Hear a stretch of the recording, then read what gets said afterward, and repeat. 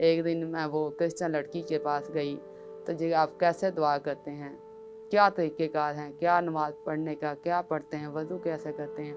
फिर उसने जब मुझे बताया कि हमारा कोई वज़ू नहीं है, कोई तरीक़ेकार नहीं है, जब दिल करे दुआ करें, जब दिल करे बाइबल मुक़द्दस पढ़ें। जब मैं उसने दुआ करना शुरू की, तो मैंने आँखें बंद की हुई थी। मेरी वालिदा साहिबा जब उनके घर में गई मुझे देखने के लिए कि वो अभी तक आई नहीं। जब मैं देखा तो वो मैं दुआ में शामिल थी और मेरी वालिदा ने मेरे तमाचा मारा और मुझे घर वापस ले आई। घर लाके जब मुझे बहुत मारना शुरू किया तो मेरे वालिद साहब ने बचाया मुझे। तो जब मेरे भाई को पता चला तो उसने मेरे ख़ानदान को बताया। वो कभी मुझे प्यार करते, कभी मुझे मारते। वो मुझे कहते थे कि वापस आ। मैंने कहा नहीं, अब तो वापस आने का कोई नाम नहीं। Toen Asters familie begreep dat ze niet haar nieuwe geloof ging afzweren, begonnen ze haar te martelen.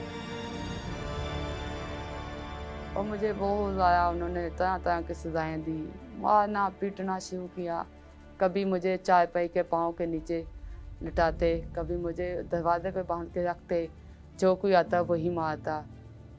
कभी मुझे खाना ना देते, 8-8 10-10 दिन मुझे भूखा रखते। तो एक दिन ताया अब्बू और दोनों चाचुओं ने मुझे बाहर खेतों में ले गए, भी हम कहीं काम जा रहे हैं, आप हमारे साथ जाएँ। जब मैं अपने चाचुओं के साथ जाने लगी तो मेरे बाबा ने कहा कि बेटी जी तुझे मारने के लिए ले जा रहे हैं, आप इनके साथ ना जाओ। मैंने कहा बाबा कोई बात नहीं, खुदा मेरी मदद करेगा, अगर खुदा की मर्ज़ी यही है तो मैं इसके लिए भी तैयार हूँ। जब मुझे वो ले गए, सारा दिन उन्होंने मुझसे खेती का काम कराया, जो कि मैंने कभी ख्वाब में भी नहीं सुना था कि मैं खेती का काम करूँगी। मेरे हाथों से खून बहना शुरू हुआ। जब शाम हुई, वहाँ एक दरिया था, वहाँ पे ले गए। वहाँ ले जाकर एक चाचू ने मुझे पकड़ा, दूसरा चाचू गन राइफ़ल से गोली निकालनी शुरू की। जैसे ही वो गन चलाते हैं, वो गोली चलती नहीं। उतनी देर में एक साँप पानी के ऊपर तैरता हुआ आ रहा था। चाचू ने देखा कि वो साँप आ रहा है। चाचू ने कहा इसकी मौत आ रही है, हम इसे नहीं मारेंगे, हम इसे दरिया में फेंकेंगे, वो सांप इसे डस जाएगा और ये मर जाएगी। मैंने दुआ करना शुरू की, खुदावंदा सांप तो एक इब्लीस का रूप है, खुदा तू मेरी मदद कर। उसी वक़्त मैंने अपनी आँखें बंद कर ली, दुआ करना शुरू कर दी। और फिर जब मुझे पता चला कि मेरे चाचू ने मुझे एकदम उठा के दरिया में फेंक दिया। लेकिन कुछ देर बाद मेरी सांसें चल रही, मैं महसूस करती हूँ कि मैं ज़िंदा हूँ। मैं कह रही हूँ कि मैं अभी ज़िंदा हूँ, सांप ने मुझे डसा नहीं। जैसे मैंने अपनी जल्दी से आँखें खोली तो मैं दरिया के किनारे पे लेटी हुई थी। Het was avond en donker. Nog verbaasd over haar wonderlijke redding begon Aster naar huis te lopen. Vroeg in de ochtend bereikte ze haar huis.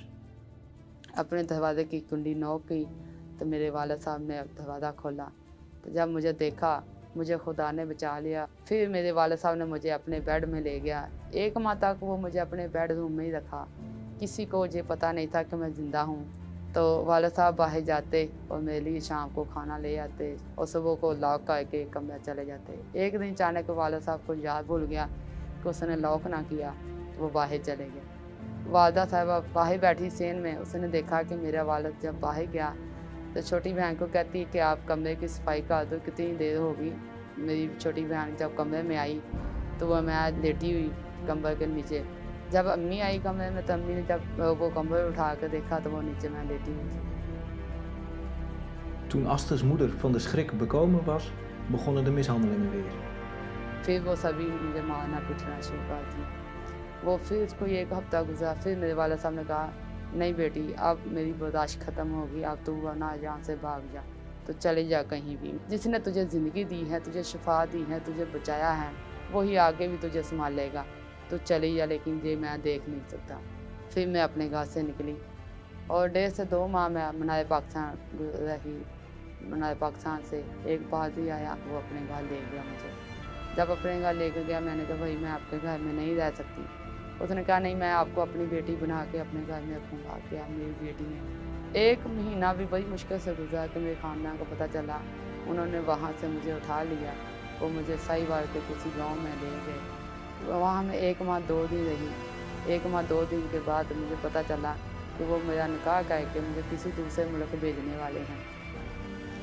तो फिर वहाँ से मैंने मौका मिलते ही कोशिश की दीवार फलांगने की, और दीवार के ऊपर शीशा लगा हुआ था, शीशे को भी मैंने अपनी हथेलियों पे लगाया और पाँव पे लगे और भागते हुए फिर वापस आ गई। पादरी के पास मुझे वो हॉस्पिटल लेकर गया, वो मेरे हाथों से शीशा निकाला और फिर मुझे लाहौर किसी पादरी के पास छोड़ गया। वहाँ मैं 6 माह रही।